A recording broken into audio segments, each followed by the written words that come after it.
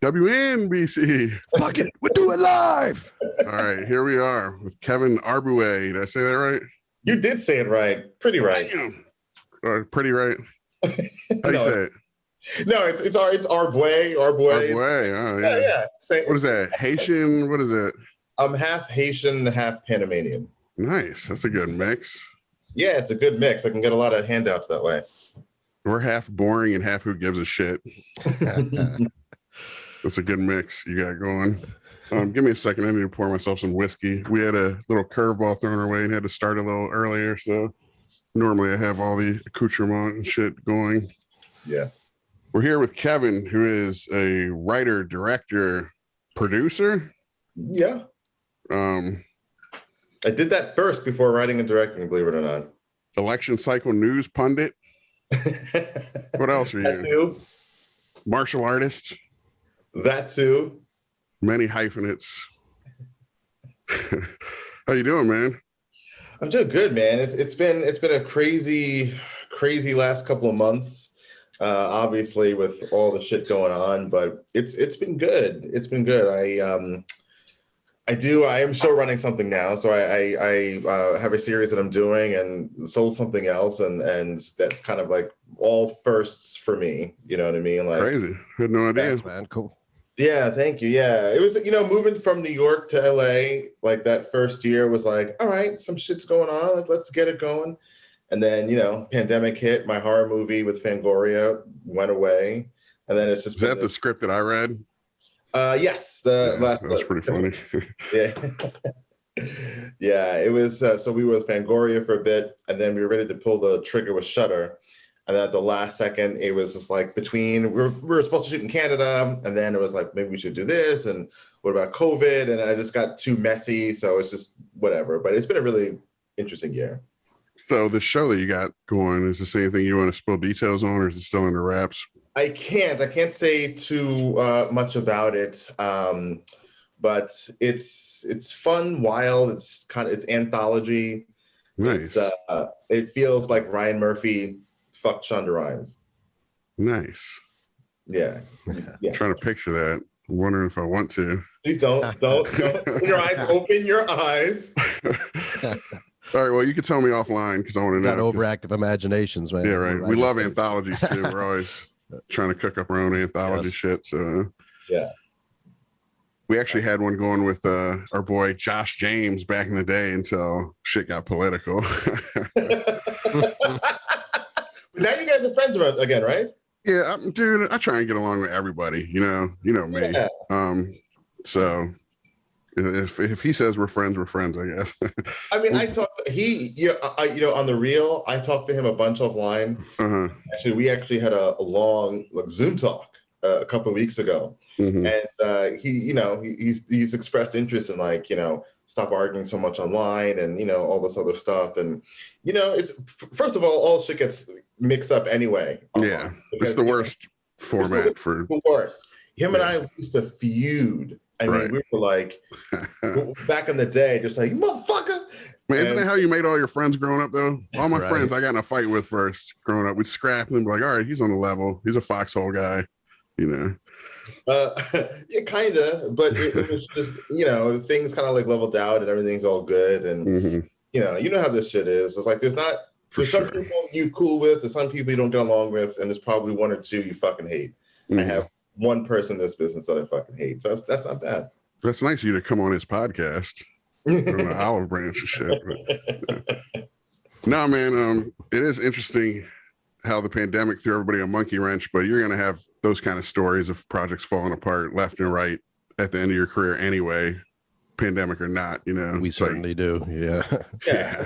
No virus necessary. Right. Exactly. Yeah. Well, did you work for Lee Daniels back in the day? Yeah, that was kind of like the big one. I started in fashion, believe it or not. I believe it. I seen you on those little news channels and how you dress and shit. I could never even remotely pull that shit off. You look like some character from Where in the World is Carmen Sandiego or some shit. It's awesome. I was going for Wakanda Warrior, but that's cool. That works. No, so I started there, and then moved into representing actors. And then Lee Daniels, it was just like boom, and you know, being there, and I ended up being VP for a year. It wasn't very long, and it was like, maybe I was bad luck. It was during his darkest period. It was right after Monsters Ball, so it was like that period of like Woodsman and Shadow Boxer, where like it was just bro. like, Woodsman is my shit. Yeah. Oh, good. Dude, we love that film. I love that movie. Good. Understated Mos Def, Kevin Bacon killing it. No one makes movies about that kind of challenging subject matter in that manner. You know what I mean? With like a sympathetic eye towards that kind of character. I love it, man. Well, good luck trying to see a movie like that today. I mean, exactly. And then, you know, Paperboy and shit. He's done some challenging stuff, man. Yeah. It's cool that he gets to explore, you know, like especially early on, just kind of explore different areas that aren't what you would use. Like Paperboy is not a movie that you would expect a black dude to make, right? And that's a good thing, which is cool. Yeah, that's a real good thing, because I think we've all seen enough Hidden Figures, The Help, 12 Years a Slave, all that. Like, it always has to be about the black experience to make a film if you're a black filmmaker. That was the thing. And when I moved from New York to LA, that was the thing. When I was like, okay, I was doing a lot of comedy in New York, just regular shit, ghostwriting, all this other shit. And when decided to move to LA, that was like, look, I love genre, horror, sci-fi, really subversive stuff. That really is my jam. I do want it to be starring black people, but it has nothing to do with race, nothing to do with pain, nothing to do with trauma. At the end of the day, sometimes it's just a movie with a bunch of black people in space, you know, like, and that's kind of my thing. And we don't need a scene where, you know, someone comes in and goes, I got to explain why there's so many black people in space. 10 years ago, I'm like, no, it's just, come on, man. What the fuck? Right. But part of that is actually pragmatic, meaning I want to expand the scope of who's even available, like when you're putting together a movie. Meaning if I want to put together a movie and I'm like, yeah, this movie would be really great if it was all black. And it's like, okay, well, who are your stars? And if you don't get Lakeith or you know, Daniel Kaluuya or Viola Davis, you're out of luck. There's only like 4. So I'm just like, there's always a bottleneck, whether it's race or not. You know, if it's a bankable star, then attachment means something, you know. Yeah, but there's a different, I'll tell you what the difference is that with white actors, there's this weird leeway where you can't, it's completely untangible. Meaning you can deal with financing. You're like, all right, I'm going to do this movie. And the financier is like, do you think you can get Val Kilmer? Like, Val Kilmer? Like, what in the fuck? Like, what? You mean people turned on by circa that. 1997 Val Kilmer or now Val Kilmer? Even now, it's crazy. I love Val Kilmer, by the way. Yeah, but it's just, but you know what I mean? Like, who? He's not exactly putting butts in seats right now. Right? Exactly. And there's no other side of that coin where someone's like, we need to get Danny Glover. You know what I mean? That doesn't exist. So there's this wide range of like, and a very small range of black people that will move the dial. Yeah, definitely hear that. It's funny because we were talking to you about that script Stray that we wrote, and we had a racial component in it that we were talking, we're like, do we even need that? We're sick of that shit. It's done, whatever. And you talked about if you were interested in it, just making it all black, including the villain, which I was like, that's interesting. Yeah, it would be interesting. I still think of that script. I still do. We can talk if you want to do something with it. It's just sitting there gathering dust. It's a good, fun script, but it could use a few, you know, a shot in the arm. Well, you know what it is? It's what's the movie that the person wants to make? Because, you know, from your point of view, like you have this script and this great premise, and then you have some asshole coming in going, this is cool, but can you change this, you know? Yeah. And of course, if money were on the table, then yeah, sure, I'll make all the changes. Might be a little more agreeable. Developing it, you know how it goes, man. Right. You've been on both sides of the table. Well, as Jay mentioned, we're looking at anthologies too. We've always loved them, Creep Show, et cetera, you know, horror anthologies. And we thought about making this one story, like maybe the centerpiece of an anthology horror film or series. Yeah. You know, because you could definitely suck it down to 10, 15, 20 minutes easily. Yeah. You know, I think it could, but I think as a film, if doing Stray in a very specific way would be fucking bananas. It would be. fucking bananas. Hey man, maybe we'll talk again about it because we're open to whatever, man. We're not precious with our shit these days at all.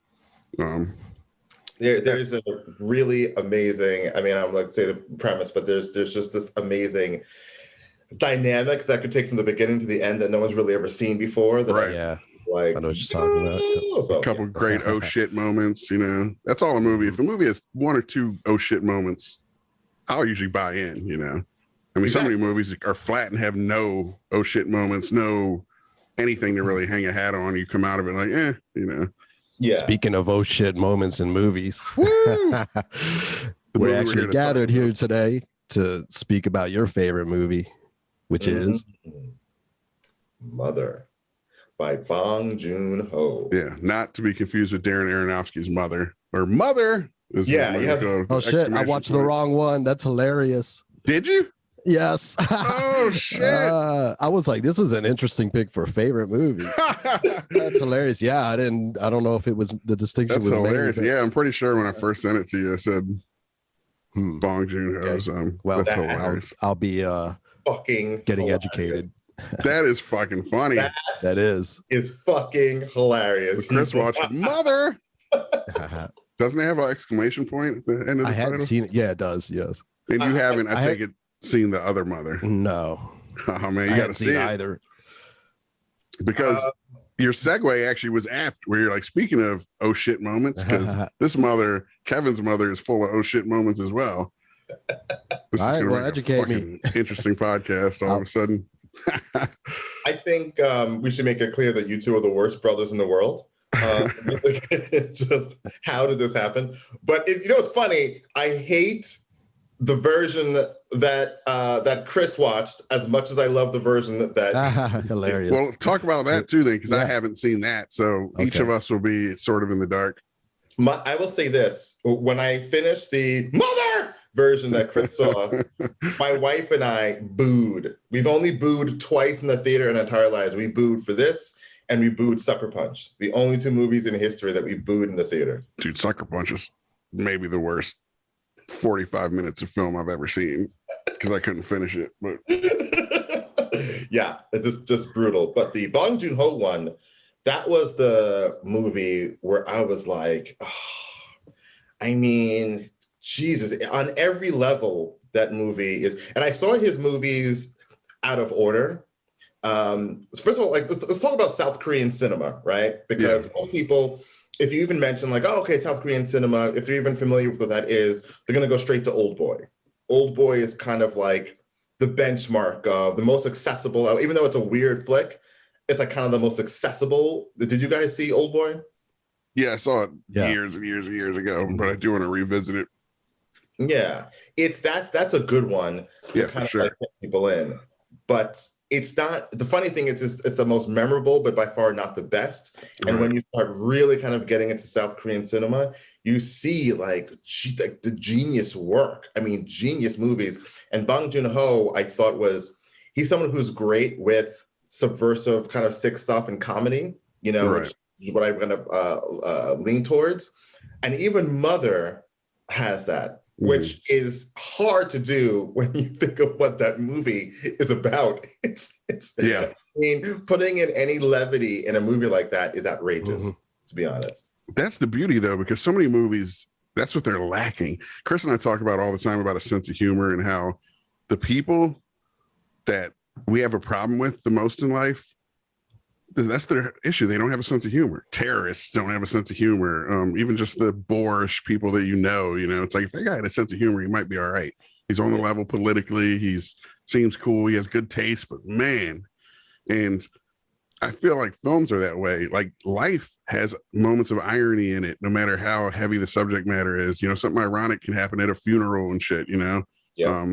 And I think it's wise for all filmmakers to think about interjecting a little bit of humor into their tale, no matter what it is, and I appreciate that he did here.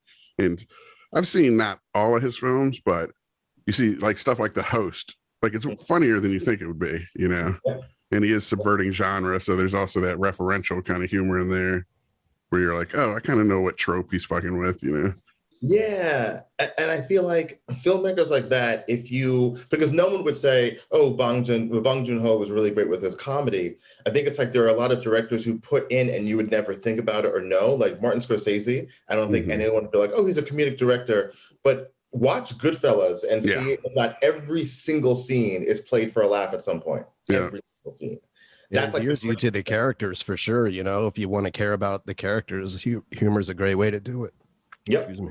Yep, Tarantino, same thing. I mean, every movie essentially is a comedy, and that's my world. So, and even just situational comedy, a comedy of errors, because it's always a plan going awry type shit, which is inherently kind of funny too if you frame it that way, you know. Yeah. Or regardless how you frame it, even. Exactly. Even with farce, I don't know how into like farces you guys, but like my favorite farce of all time is Noises Off. Dude, are you kidding? I was just about to say Noises Off as soon as you said the word farce. Nice. Bogdanovich's Noises Off is one of the funniest fucking movies of all time, and no one talks about it. My dream is someone picks it for this podcast someday. Oh man, I should have said Noises Off. I mean, this is funny. I actually know a guy whose favorite movie is Noises Off, but he has no sense of humor, and I wouldn't want him on the show. He sucks. Hilarious. He's one of the worst people I've ever met to be around, but he loves that movie, and it makes no fucking sense to me. Sorry, I think I interrupted you. It's kind of what we do here, but no, this is true. It's just funny, like those type of things when you see the like what I think the commonality between like farce and like a film like Bong Joon-ho is the layers in which you build, and like you were saying before, most movies do not have layers. Most movies are just, hey, you know what this is about? This is about cancer, and you're like, all right, okay. This is about stopping the nuclear bomb from going off, you know? Yeah, and it's just that. And these type of movies where you're like, oh my God, like what is this? And Mother had that because 20 minutes in, you probably think you know what the movie's about. Yeah. And then an hour in, you're like, oh, okay, it's not about that, but it's about this. And then a half an hour before it's done, you're like, wait, what the fuck? Wait, what is the movie about? It's that.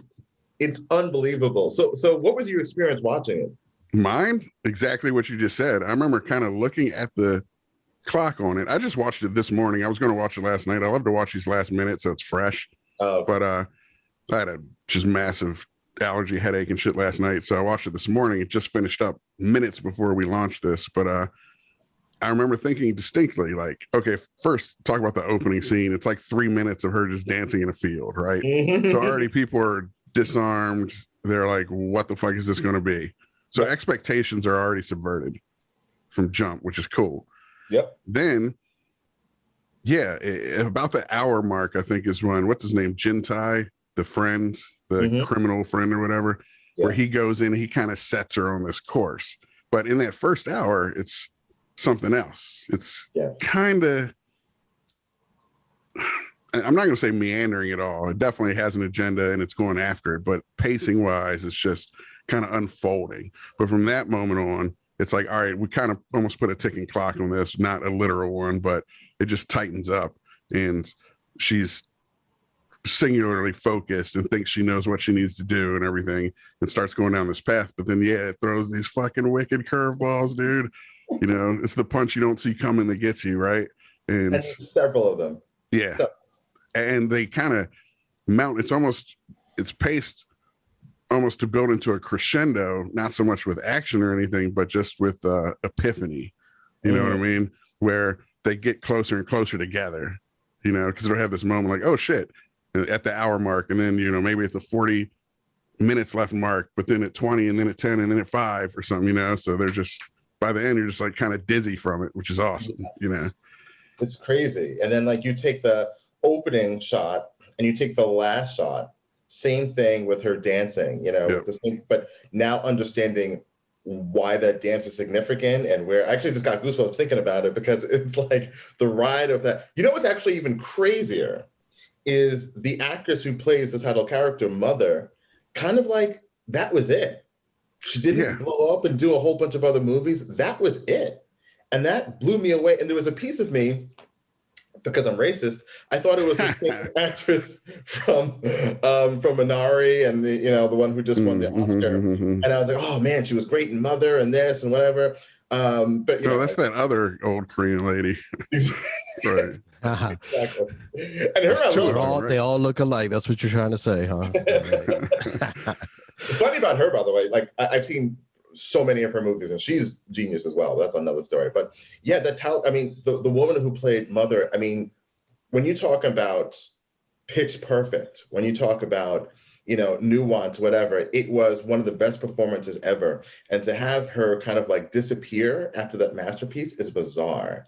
Really. In a way, that's kind of badass. Just it's almost like a Terrence Malick kind of thing before he came back and started making a movie back every into the year. mists. Yeah. Or Daniel Day-Lewis, you know, going off to be a cobbler or whatever.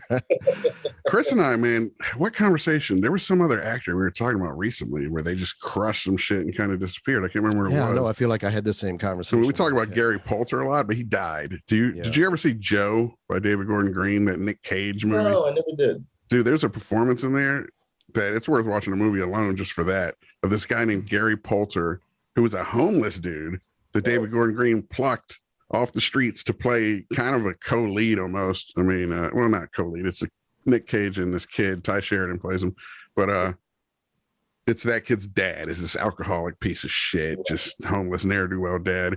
And it is one of the sickest performances of all time. And then the guy fucking died before the movie was even released. So you never even got to see it. Just crazy. So check that out. Gary Poulter, rest in peace, power, piss, whatever you're doing. Drink to him. Dude, rock. But yeah, I see what you're saying, that these people, they come out of nowhere, they crush something. You're like, who? Yep. Where are you? I remember reading a little bit of trivia that he had seen her, I guess, in something earlier. Was it a movie earlier? He saw her somewhere and he enlisted her for this movie. But I did get the impression that she wasn't like a seasoned actress, because that dancing scene, one of the trivia bits was that he's off camera dancing with her. Bong is the whole time, because she was too nervous to just dance in front of the camera. And I was like, so that sounds like not a seasoned actress who would be nervous, you know, like that. Right. But that's cool to think that he was there for the whole. I want to see his dance moves. Like, where's that alternate camera? You know.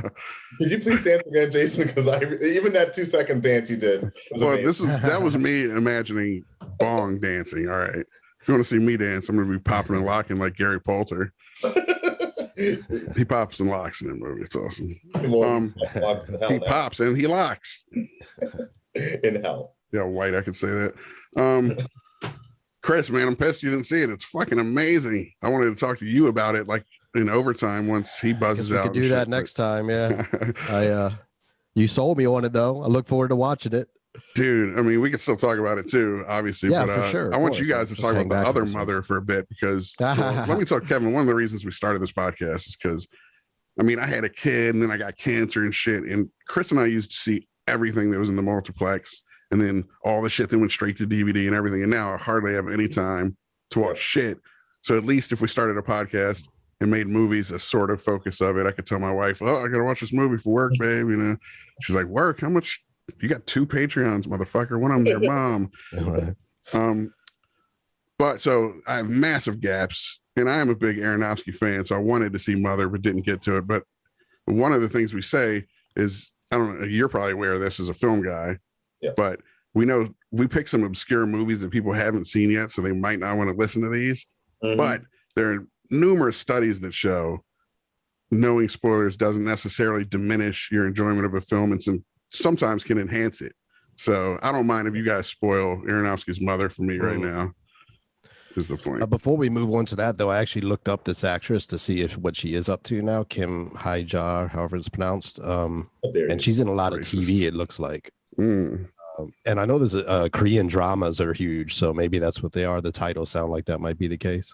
Let me look again if you're the right person, because I could have sworn when I looked, there was like nothing that she did have. Okay. Let's double check. Well, it could be features, like you said. She's more in TV now. That guy who played Jin Tai, too. There's a character, Jin Tai, is like the friend of her son who gets accused of a murder. Maybe we should have you at least throw out a summary of the film for people watching too. But before we get to that, this guy Jin Tai, man, I looked him up because I was like, this dude should be a star. Doesn't that kid have star appeal? Like, I feel like he could rock some shit, but he's doing a lot of TV, it seems, too. Yeah, there's a couple of them, and I did get them confused, here and there. But sorry, I need to pop this back because I got I got into the weeds for this actress. I'm like, what is she doing? Yeah, no, all the actors. That guy. Oh my God. So kind of like a basic plot summary. Is that what you wanted, Jason? Yeah. It always helps for people that haven't seen shit. So it's a single mom who is the mother to kind of a mentally disabled kid, right? Very childlike and innocent. The childlike, innocent kid is friends with, kind of a bad kid. And we say kid, he's like 20 probably or something, right? Yeah, like 20. It's not like a kid. Yeah. And then now you just saw this morning. So the problem is with trying to give a summary, so much shit happens. I'm going to be jumping around. Well, essentially, if I were to just give the log line, her mentally challenged son gets accused of murdering this schoolgirl. Yes. And she believes he did not do it. And this mom sets out to fucking prove that her son didn't commit the murder. Boom. That's the best summary. Yeah. That's the elevator pitch, essentially.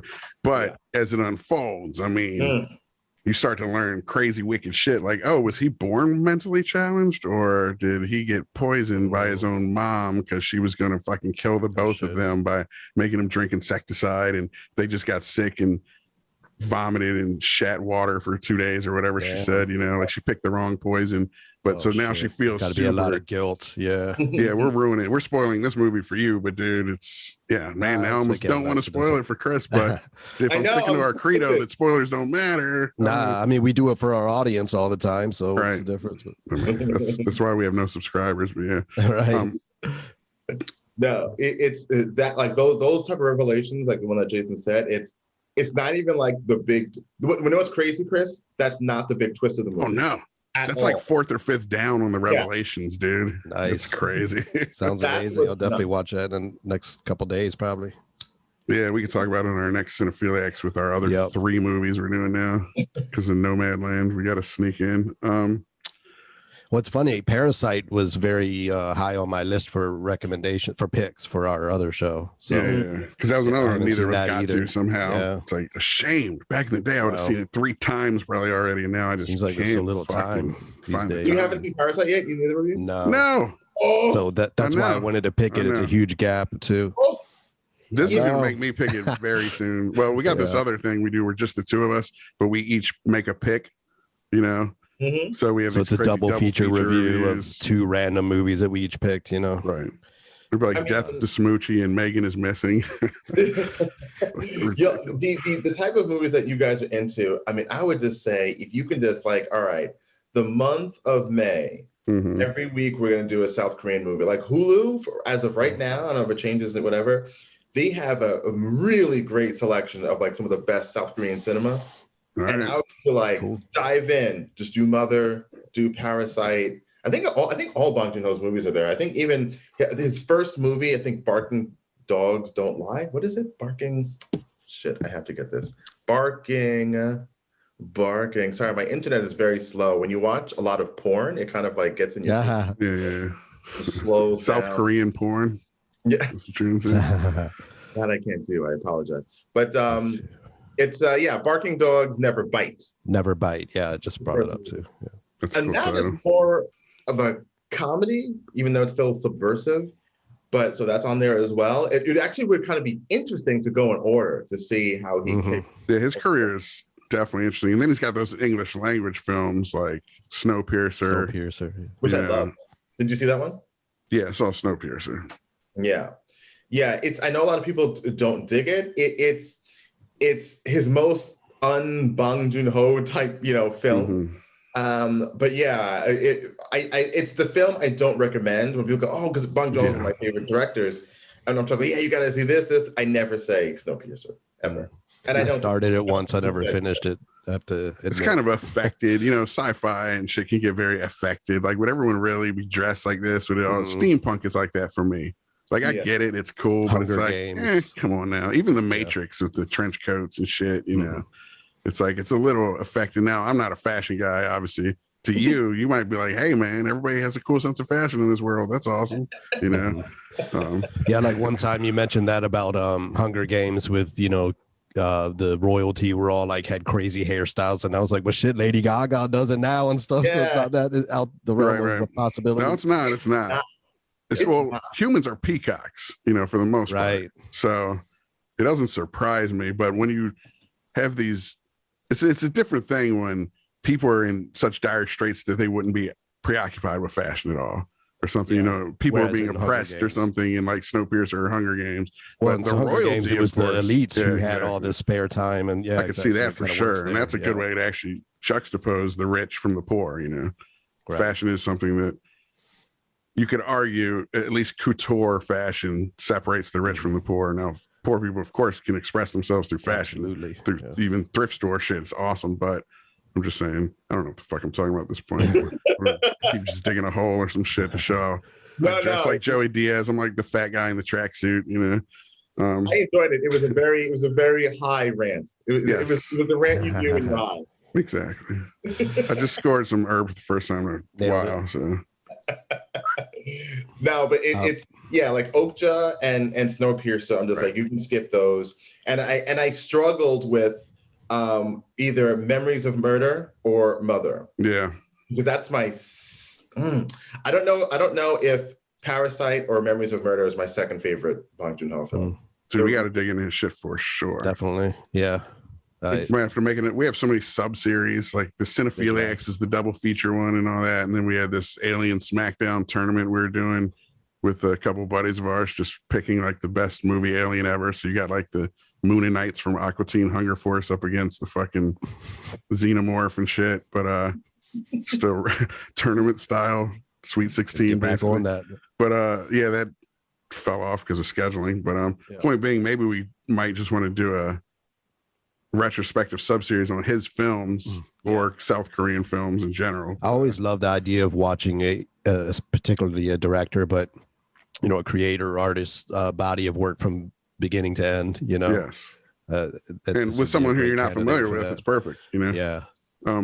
That's interesting though, because the idea of the start to finish, that's been my biggest neuroses, meaning like in my career, my short form stuff by far gets the most play, like whether it's viral video stuff or Super Bowl commercial, whatever.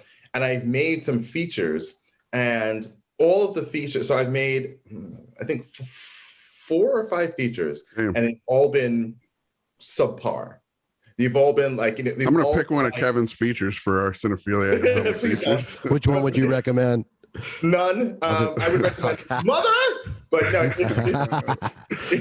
it's all kind of like, so there are certain directors like out the gate, you're like, damn, like that's your first, like you're a fucking genius, But there is something to that, like watching someone like, this is not good, this is okay, this is whatever. And then I think when you're in that, the indie world has this thing, because the independent film is not the same for everybody, because there's the independent film where it's like, oh, I'm doing Michael Clayton for $7 million. Right. Fox Searchlight and fucking exactly. And then it's like, no, I live in Idaho. I'm doing $2,000 and friends and family. Those are the ones that I had to come to Jesus with. Like those are the ones, and those were like the first like 4 of those, like making a film over $300,000 wasn't something I've done yet. So we just made one for $25K. Shit. There you go. And like those, I always thought like, hey, a body of work is worth more than no body of work. But then it does get to a point, if you do like 3 or 4 of those, then it can be like, motherfucker, you're terrible. You got to keep stepping it up. Yeah, and the problem is like when you don't have a budget to do the film that you really need to do, and you start making these concessions, you're actually just hurting yourself. You know what I mean? Like unless you come up with really creative ways to. We actually like content or material that fits your budget. Yeah, that's what the approach we took was, what can we do with what's right around us, minimal cast. Yeah, that Robert Rodriguez shit. But as we speak to, though, as we're saying, you try and step it up, production value being one of those things. Eventually, you're going to run into that. Right. True. Yeah. And I think even that the concept of, you get these people together and you don't want to be the asshole on set. So, shit's like fucking up or really kind of the death fall is like what you had planned to do. Somehow this department drops the ball. And you're like, where's where's this outfit for this? It's like, I don't know. And like, so you want to be agreeable and just keep moving forward. But the problem with that is it only shows on screen. Nobody knows that this Right. department did that, and that department Right. did that, and you're trying to be a cool dude, and you're not trying to cause waves, and there's this shit that makes no sense. Well, I will say to the real indie filmmakers out there, what we did on this film is the first day we had raised like $4,000 on Kickstarter, and then I had like an angel dude throw us a few grand, you know. And I went to shoot the first day, camera rentals, crew, craft services, blah blah blah blah, $800, got 5 minutes of good shit. Yeah. But half the people were standing around, stepping on your audio, fucking talking and this and that. And eventually I was just like, oh, the DP is taking 45 minutes to set up this shot. So my actor's sitting there with a thumb in his ass, just going cold. So I had the epiphany, like, whoa, I'm going to scale all this back. Fuck it. That's what I wanted to do from the start, honestly. Yeah, exactly. Like what Trent Reznor did with music, or what Prince, when he plays every fucking instrument on an album or whatever, does. Is like, I'm going to do all this shit myself. I'll give myself 10 minutes to light a scene. If it looks not perfect, fuck it. Everyone knows that was the parameters. That was the rules I built. It almost Dog Me 95 kind of structure, you know what I mean? And I'll give the actor 3 takes and we get what we get. Let's just try and motor through this shit, get stuff, keep it popping. And when I did that, I'm going to shoot it myself. Fuck it, I'll shoot it on a phone. All right, I'll make it found footage to shoot it on a phone, etc. You make all these pivots, you come up with these creative ways to do it, but also you kind of do put, it's kind of one of the reasons probably you love fighting like I love fighting versus a lot of team sports, is it is on your shoulders. When a fighter can say I had a bad camp or whatever, but it's like, dude, it's you. So you kind of can't diffuse or disseminate any blame to crew and shit. You know what I mean? I like that about it, honestly. But at certain budgets, certain production values, it's impossible. You need it. It's collaborative for a reason, you know? There is, but you know, the trick around it, and even the reason why I brought it up, is what Bong Joon-ho had kind of discovered, which I think a lot of indie filmmakers need to discover, and it's a very difficult thing to kind of wrap your head around, is ensemble staging. And there's actually a really great video essay on Bong Joon-ho and how he uses, you know, ensemble staging. Because, you know, one of the worst things are, if you're doing an indie film, the hardest thing is getting a great location. That's kind of like, you know, 70% of the battle. You know, you see a lot of like indie films and it's like someone's talking, there's a fucking white wall behind them or some bullshit, and it just looks like the worst thing in the world. Or just that ugly 6 foot tall 2-shot, static 2-shot. Like, it's just the worst. But Bong Joon-ho kind of figured out a way, and it's almost like kind of like backing, like, you know, like when you have a schedule, you know, on a series, whatever, you're like backing into dates. If you have to just like Marvel has to back into the release date. So if you back into your end shot, like, okay, this is where the end of the scene, it should end here. If you can kind of like then reconfigure how to get to that spot, right? What will end up happening is it will look gorgeous. And it's more efficient because you're not doing a gazillion setups. It's a little bit more to set up. But what ends up happening is because you are doing ensemble staging, and a lot of times, you know, you're not doing a wonder to be flashy. Like, you know, like Spielberg does wonders, but not to be flashy, because it's more efficient. You tend to like, you have these actors doing, that's what Bong Joon-ho does. And you have this scene, and you realize towards the end, if you're a filmmaker, towards the end of the scene, oh, they haven't cut yet. They haven't cut yet, because it was so much better to do these shots where the wide turns into, you know, a single and then turns into a 2. And that to me is the whole artistry of it. And I was going to mention Spielberg as one of the captains of that shit. If you watch his movies, if you do the old film school trick of clapping on edits, I remember I didn't finish school. I'm a fucking dropout, but I was going to film school for a minute using the GI Bill. And I had a class where they had us do the Psycho shower scene and clap every time there's a cut. And that's an interesting thing to do in general when you watch a movie, especially something like, to bring up Aronofsky again, Pi or some shit, you know. And you're like, let me really see the rhythms of this film and how it was edited. But if you watch a Spielberg movie, you're not going to be clapping that much. Because what he does is he'll set the camera in one place, like you said, and it's almost like the shot becomes a story and the camera reveals and shit. And it's so much better than a bunch of cuts. Usually, sometimes you want that chaotic and just frenetic pacing, and you can do that through editing. But for the most part, like you said, it's less setups, it's efficient, it, you know, reveals information. You get almost 2 good picturesque shots, because usually you're framing up to start end to end. That was one of the nightmares he had on Jaws, is he would frame his shot up and then they'd fucking float 20 feet away. He's like, it's screwed now. You know, we talked about that in the podcast earlier. But the other thing is that it lets the actors do work. Yeah. I couldn't imagine being an actor and just cut, Yep. set up. So fuck that, dude. Nightmare. It's a nightmare. And you see the difference when you can let them go a bit, you know, and it's that thing, but it just takes experience. But there are some people like Spielberg who, even you look at like his old home movies. Did you see that documentary on HBO? No. So Need to. Amazing. This documentary on Spielberg and HBO is genius, right? And there's even some home movies where he just had that eye. He just understood it. And it's very rare. So even in that documentary, they talk about when he gets into television, immediately people are like, who is this kid? He is moving the camera in a way we've never seen. So even when you watch Duel, you're like, whoa. Yeah. Love that movie.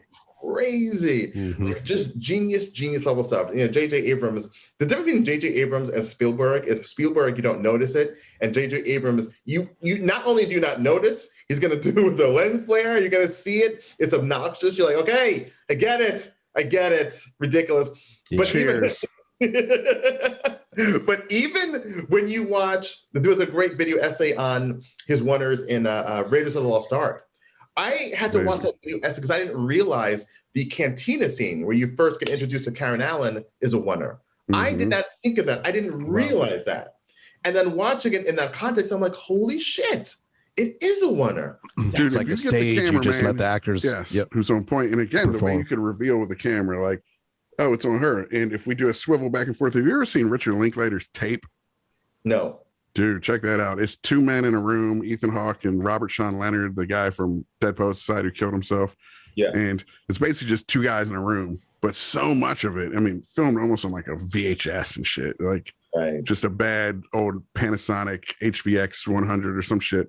And a lot of it is, even when he gets frenetic with the pacing, he'll be, whip panning back and forth and shit between these characters, but so much of it is just wonders, dude, like 10, 15 minutes at a time of just actors crushing it, simple setups, but he's not Paul Greengrass. He's not cam on purpose and shit, and that's kind of that affectation. Like Spielberg's genius is, it's almost like they say the greatest trick the devil ever played was convincing the world he didn't exist. That's a master director makes a movie that doesn't feel directed. You know what I mean? And with J.J. Abrams, you feel like he's directing it. He's directing the hell out of it. He's getting his Spielberg on, but it's not Spielberg. It's a copy of a copy type thing. It's even what, what's the worst thing about it is it's like when you watch a really bad comedy, like, like that term, it's like, oh, this is very sweaty. Like, like, it's just like you see the wheels turning, the actor trying to be funny, and you're like, God, this is not working. I get that same thing with J.J. Abrams. It's just like, oh my God, I can literally, I'm watching the film, but I can almost see J.J. Abrams in the back, like jerking off as the camera's moving around. Look at this, look at this.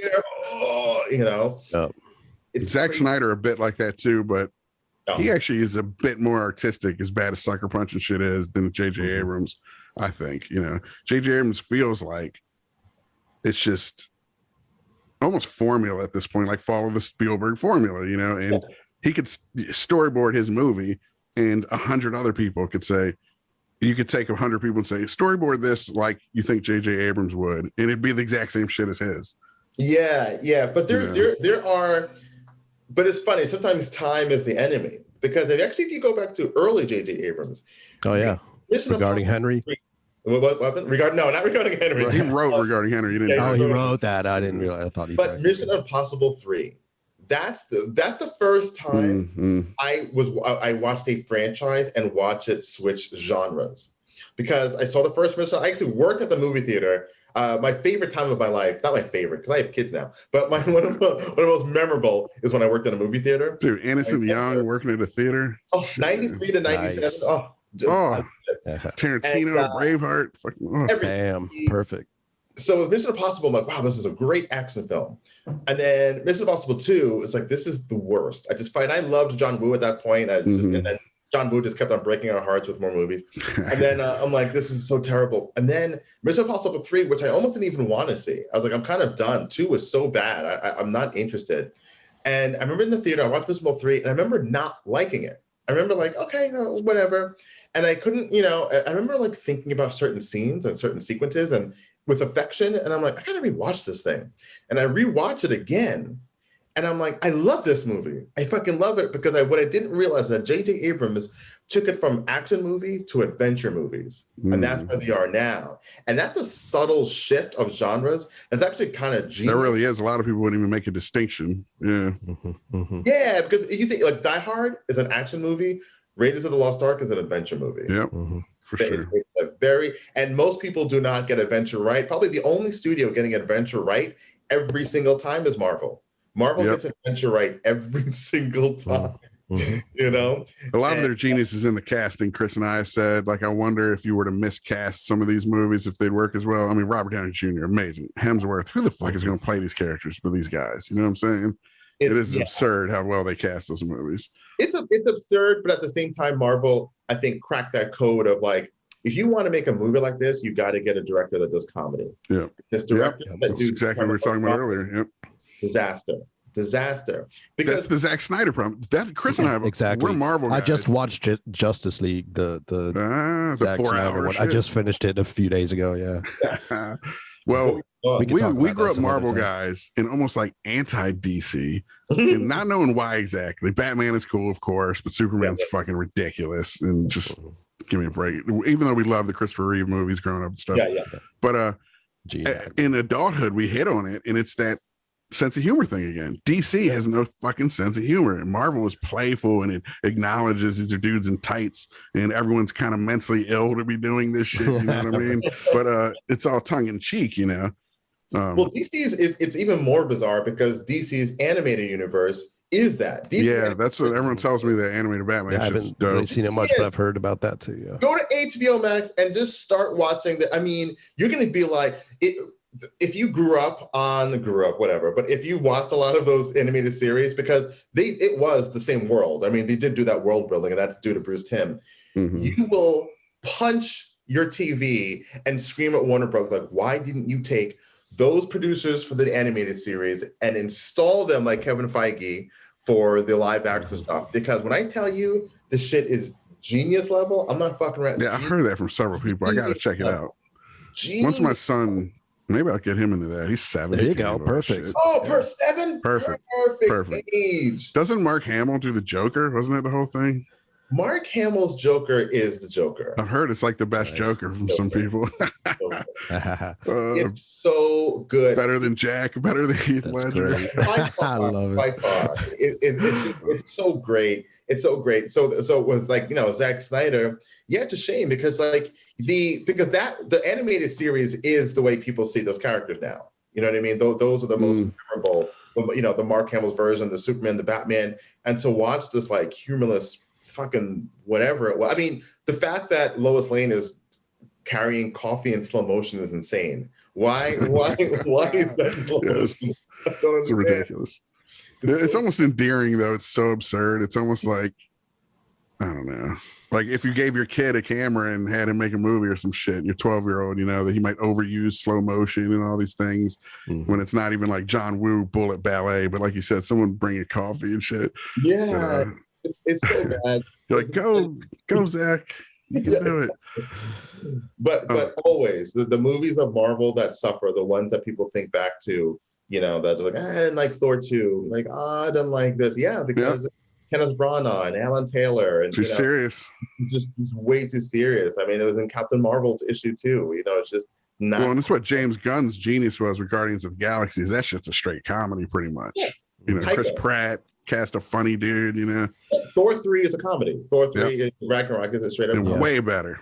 Yeah.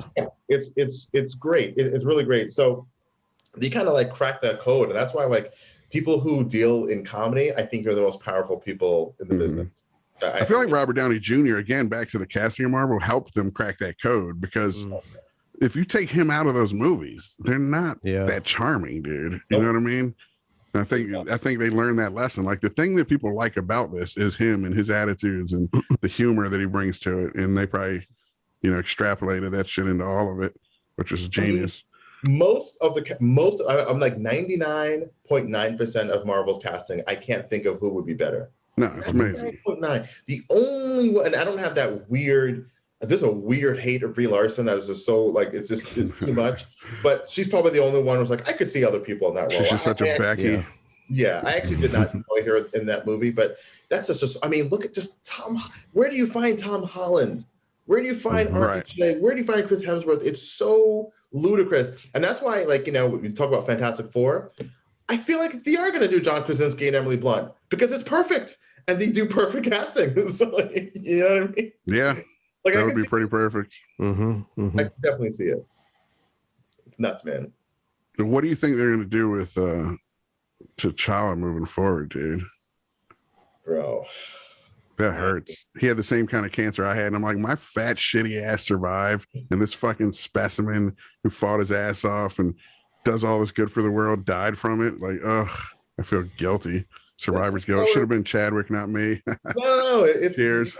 Your whiteness is a superpower. That's why. Yeah, but in a world where everyone has superpowers, what's the difference? It's like He-Man. Everyone can fucking lift. I want to find the character in Master of the Universe. Like, do you even lift, bro? What is it, Orko? Anyway, isn't it amazing that we have no idea what Black Panther 2? I mean, like, we're both friends with Malcolm Spellman, and this is like, man, the desire to ask him what is in store, like you don't want to ask him, and of course you can't. Right. It's just like, I gotta get him on here. Shit, what the fuck is his favorite movie? That would be amazing. I mean, he's the best. I bet it'll surprise you too. I watched a couple episodes of the Falcon and Winter Soldier and digging it, man. Yeah, I got to dig into that again. Just time. Maybe I'll stop podcasting and watch more. All right. Are you guys watching Invincible? Dude, I don't watch shit. All I watch is movies for this podcast at this point, but I'm fine with it. Actually, I've talked about this a bit on the podcast. I'm curious to get your take on it too. When we grew up, TV was slumming, right? Especially dramatic TV. It wasn't really till Sopranos hit. We were like, all right, this shit could be something special. You know, those early HBO shows. Then The Wire, of course. But I feel like I got into TV, and we even pivoted on our career from features to TV, and, you know, had some shows set up that never went, of course. One that still might have a chance, hopefully. But I'm finding it's marriage, and I kind of like dating. I like features as a writer and as a viewer. It's kind of like swipe right. I went on a date, cool, it's over. But it shows, it feels like you got to commit. And then sometimes you find yourself still watching the show and you're like, am I even into this shit anymore? Or is it just obligatory that I got to see it through now? And it feels like just bad relationships sometimes. So I'm kind of off TV and back to features to just take all right, I got a couple hours. Let me sit down, be told a dope story, dispense with it, you know. I still love the deep dive of long form narrative though, and following characters for a while. Like, I think the key too with that is keeping it fresh. Like Sopranos, we mentioned, it was always setting up a lot. It would like a new person would come out of prison. That's the new villain and stuff like that. And then other things fail when it kind of just becomes stagnant and it doesn't change it up enough to keep it interesting and keep the characters, you know, changing and such. The world, I love world building too, so that's a part of it too that you can. I love that about it. I think it's probably speaks more to just having my kids still home, virtual schooling from COVID shit and stuff like that. Like, it's just the last year was zapped as far as TV watching, unless I'm watching Ben 10 or some shit with him, you know. Sometimes you gotta commit. Jason, you sound like a cinematic fuckboy. You gotta just commit. Oh yeah, dude, I'm a fucking cinematic man whore is what I am. Cinematic Casanova. I fuck him and leave him. You know, like the kids and everything, and you know, like my hustle, because my wife is also a movie and, you know, TV lover, and, you know, very similar. My wife and I are very similar. Yeah, my wife, my taste don't. No, that's probably part of it. It's difficult. But the only thing is that there are certain things I have to decide internally, okay, I have to watch this without her because I need to binge it. Like there's like, you know, especially with shows, I'm like, I feel like maybe I gotta go through it. I gotta just watch the whole thing without her because it just takes too long to, you know. Yeah, I think it probably is more the pandemic because I was devouring some shows. Like when the kid was in school, I'd watch an episode or two a day I could get away with, but now it's like, fuck. Yeah, but I'm a night guy too. Like after she goes to bed around 11:30, I got a couple of hours to myself. Like imagine Breaking Bad as a movie. I mean, you would not nearly develop the level of connection you do with the characters in it. It would be horrible. I tend to watch usually anything as sort of like when I go to bed, I'm laying in bed watching it, and I'll often drift off. So it usually takes me a couple of viewings to watch a movie or whatever.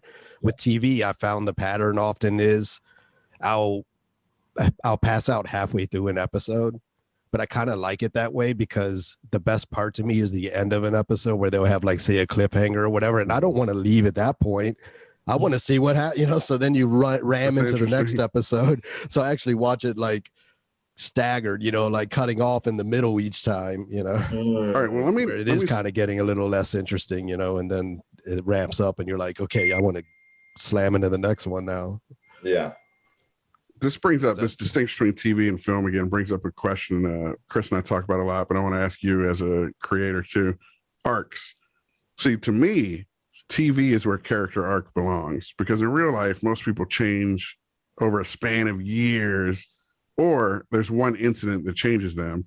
In film, we've got this whole save the cat, prescriptive, transformative arc shit that every executive fucking wants to know what's the arc and shit, as if this character over the span of 2 hours has to change, and usually change to then achieve their goal, like they weren't good enough before. To me, arc works best as an inciting incident. Charles Bronson in Death Wish or whatever, he's this guy. 10 minutes into the movie, oh shit, he's a different guy now, we're gonna see what that guy does.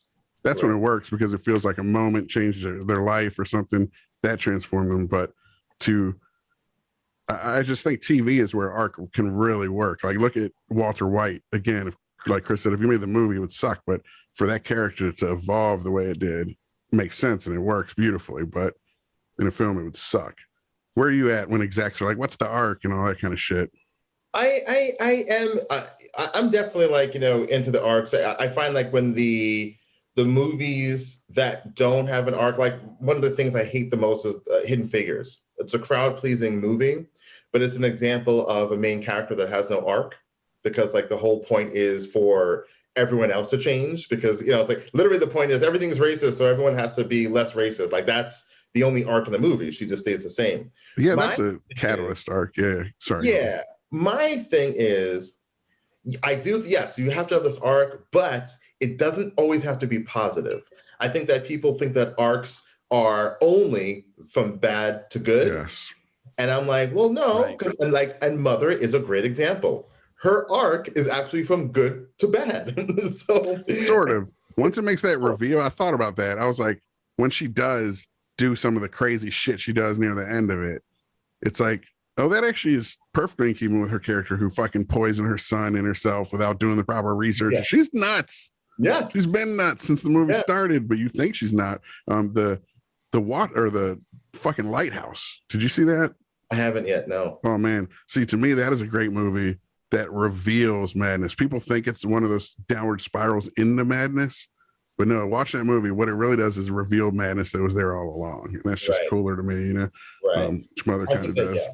I think that'd be great. I mean, I think with TV, like, obviously just it's the luxury of time. I mean, that's really what it kind of comes down to, because look, the greatest arc of all time, right? The Godfather. It's the most famous and greatest arc. And so I have no problem. Mapped out over a franchise though, versus a single movie, which though you could say arcs in the single movie where he was trying to I think that's what you mean. Yeah.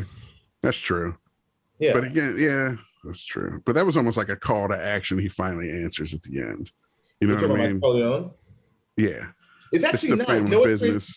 Think of it this way. If you think of Michael's arc, it's actually of his own doing. So the scene in which Michael's plan to get Salazzo and the captain, that's all Michael. And if you even look at that scene, and which by the way is amazing, it's an amazing scene of ensemble staging. There's no cut in there. So we have that office, and you have Tommy, what is it, Flanagan or whatever, and his whole deal. And he's arguing with Sonny, and you see Michael just in the chair, and he's stewing and he's thinking, and he's like, what if? And in that scene, it's all him. The camera just slowly tracks in on him. That's beautiful. It's the most amazing arc. It's crazy. Yes. It's amazing. I do have to run. I had to take my daughter. She got booked last night. It's all right. I think our buzzer has like less than a minute left anyway, which is good. We do love it when a guest gets interrupted mid-sentence. But, all Do right, you have man. anything you want to sort of plug or talk about before we roll? Or Yes, my episode on Wondery, it's a podcast, Imagine Life, dropped yesterday. Nice. It's got Jay Ellis from Insecure reading it. It's a fun one. It's kind of like a who is this person? That's the point of the podcast, is who is this person pretending to be? So Okay. those are always Sweet. fun. Check that out. I'll link to it in the description of this so that our fucking handful of subscribers sees it. I think you're probably going to help us more than we help you on that front. Dude, you're fucking awesome. Come back anytime. Bullshit about any random movie or politics or whatever.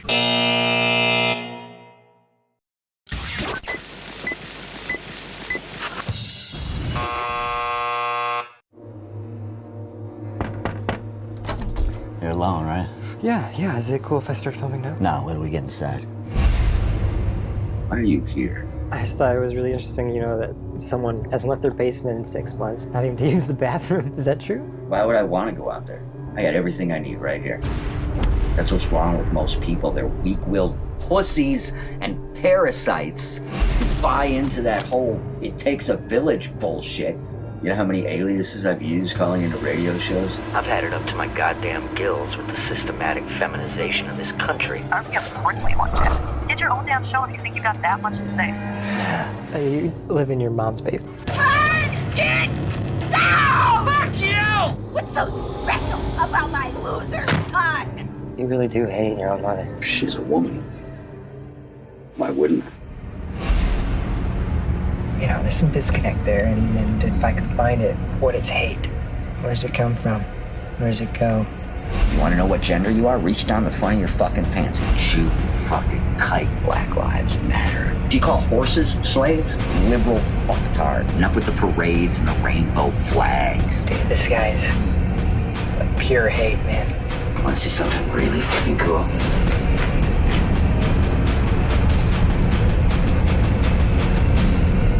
This guy's a fucking animal. He's got himself on a leash. He's itching to get off that fucking leash. And he's gonna fucking kill some people. What a fucking show. Stop! What do we hear? Look at me! Look at me! We're gonna help you show them the light. We're gonna change the world.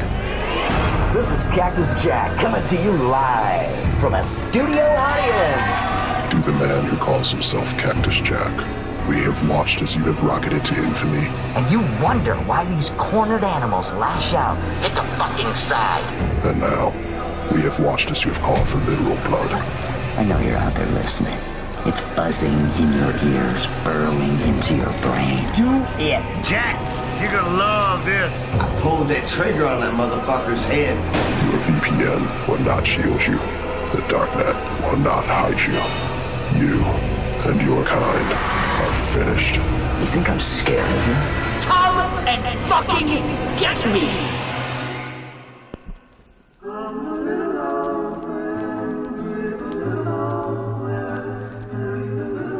Might I be your neighbor? Neighbor?